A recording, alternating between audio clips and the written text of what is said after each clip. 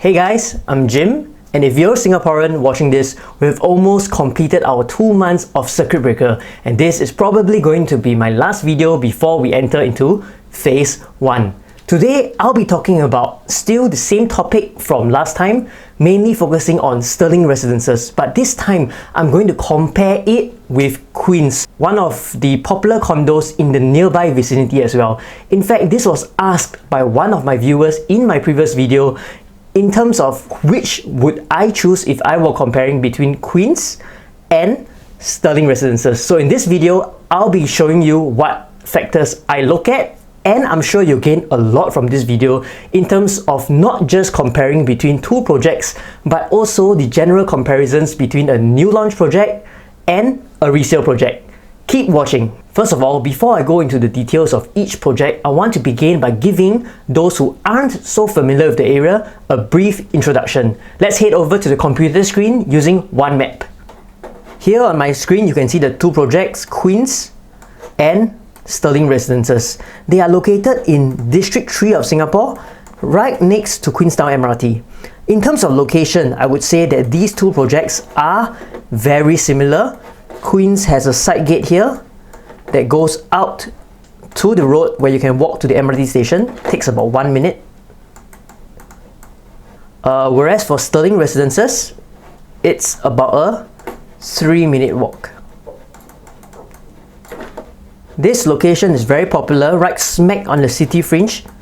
About 5 kilometers, you are able to reach the city center, or to Orchard Road is about 4 kilometers. In terms of amenities nearby, you have Mei Ling Heights, where there is a popular Mei Chin Road market here. A downside about this area is that there is no major mall at Queenstown, so you can't do any major shopping here. However, you are sandwiched in between two very popular shopping hotspots, Buona Vista, where you have the Star Vista, as well as Tiong Bahru, where you have Tiong Bahru Plaza. Otherwise, behind along Alexandra Road, you have Alexandra Food Village, and of course, IKEA. For families with school-going children, Queenstown Primary School is the nearest primary school within 1 kilometer of both properties, as well as you have good access to the Queenstown Stadium, the Sports Centre, and the swimming complex. Let's first compare the details of the developments. Queens and Stirling Residences, they are both very similar in building height. Queens has 38 floors, while Stirling has 40 floors for 2 of its blocks and 38 for one of its other blocks. They are both double 9-year leasehold projects, with Queens starting from 1998, whereas for Stirling Residences, it's from 2017. Let's compare the site plans of both developments. Comparing land size, they are both very similar at about 21,000 square meters. There are good swimming pools in both developments.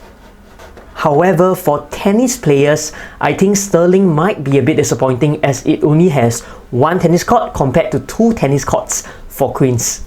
There are also more units in Stirling Residences at 1,259, whereas Queens has only 722 units. With a similar land size and similar amount of facilities, it might feel a tad more crowded at Stirling Residences. In terms of view, I however feel that the blocks of Stirling Residences have the advantage, as if you look at these two blocks here, if you pick south-facing units, you overlook landed as well as you have a good unblocked view, perhaps all the way until the sea as well. Whereas for Queens, this way you are blocked by Stirling Residences, and this way you still get some blockages from Stirling Residences. Only Windsor, Block 16, I would say, can have fantastic views towards the south.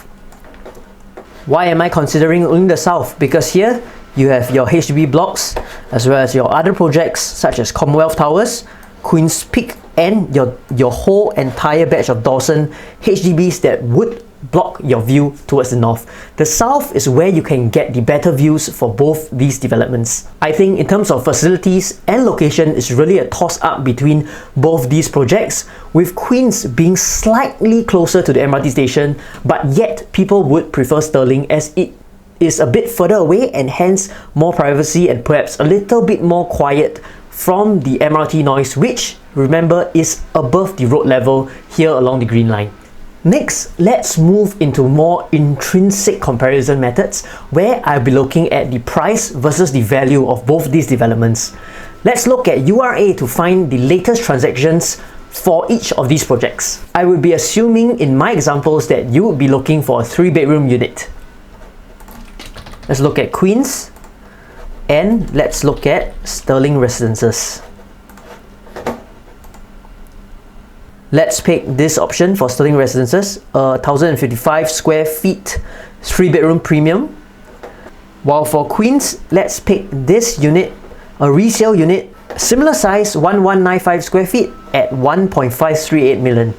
Doing some quick math, we can see that for Stirling Residences, 1,055 square feet at 1.98 million works out to be 1,877 per square feet. Whereas for Queens, 1,195 square feet at 1.538 million is 1,287 per square feet. Clearly, from these numbers alone, we can conclude that in terms of pricing, Queens is miles ahead of Stirling Residences. What about value? And especially for real estate, how do you determine value? I have a full entire video shot about how to determine the fair value of real estate, where you can click the link above to watch. If you want to compare the values of two properties of different age, since they both happen to be 99-year leasehold properties, what I would do is to compute the PSF as though it were a 99-year leasehold property. How would I do that? Recall earlier I mentioned the age of both these properties. Queens is 99 years from 1998, while Stirling Residences is 99 years from 2017. Using these numbers, we can deduce that Queens is 22 years old and hence 77 years of lease left, whereas for Stirling Residences, it is 3 years old and 96 years of lease left.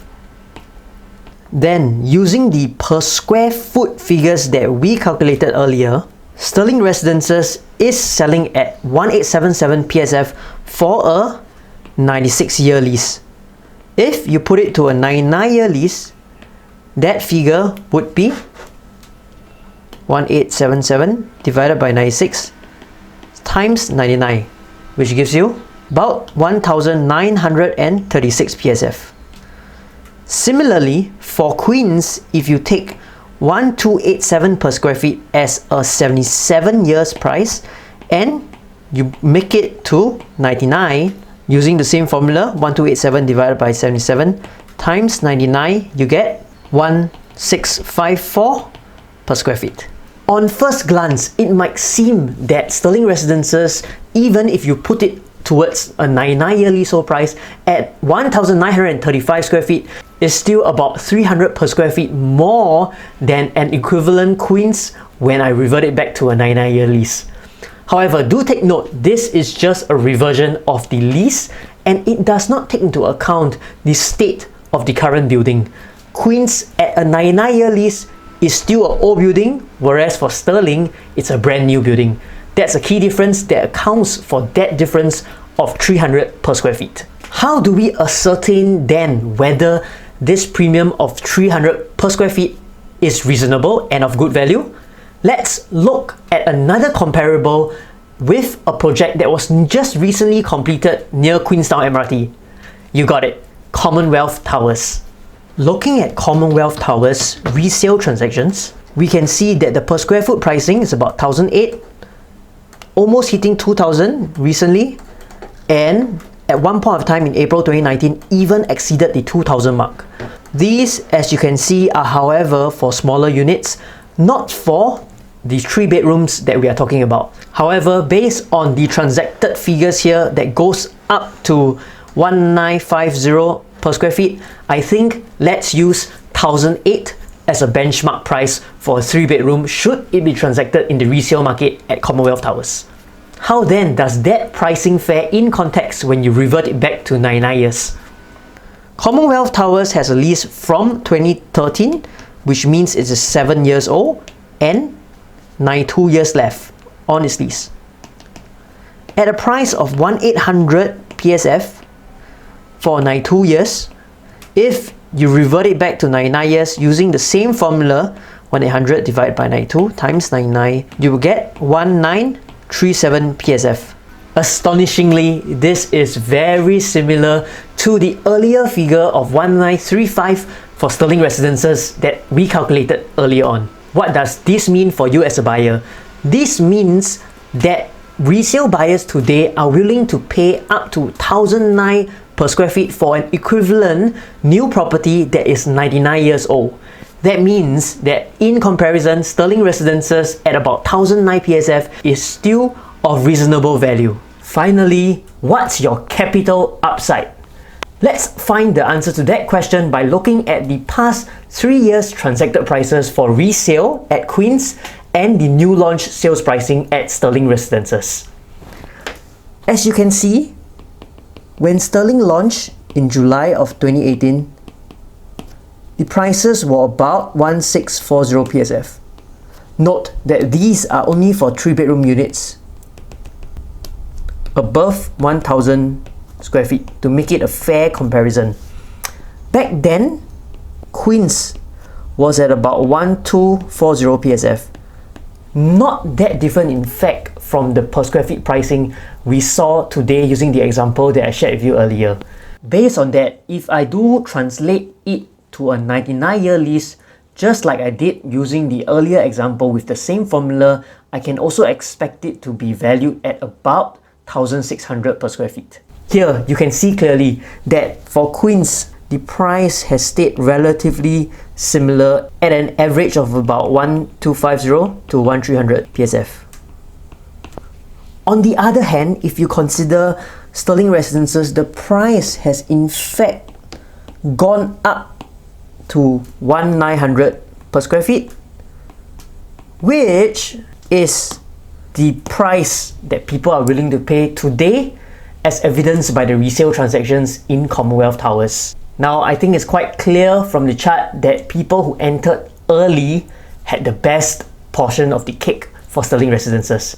However, if today you are a buyer coming to the market and looking between these two properties, you must ask yourself whether you are looking at it from an investment perspective or from an own stay perspective. If you really want a home in District 3 near to Queenstown MRT, where for whatever your reason is, maybe your family stays nearby, your kids goes to school nearby, I think that both are very viable options for own stay. The 3-bedroom units at Stirling Residences are extremely popular and they are almost sold out right now. That probably also helps to explain how the developer is able to raise their prices consistently from their launch date. For me, I think in terms of value, the two projects are very similar. And if I have the budget to afford something higher, and mind you, it's not a small difference in terms of quantum, it's about $300,000 to $400,000. However, if that is within my budget, I would probably lean towards Stirling Residences for its newer build, nicer facilities, and there's usually less fear when you buy it from the developer, as the developer covers you in the first year with the defect liability period. What about you? Which project would you choose if you were a buyer in this area, choosing between Queens and Stirling Residences? Let me know your choice in the comments below. Do you agree with my analysis? Remember to hit the subscribe button, give me a thumbs up for the like, and I'll see you in my next video.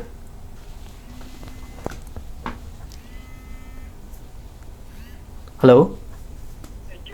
Hey, yeah,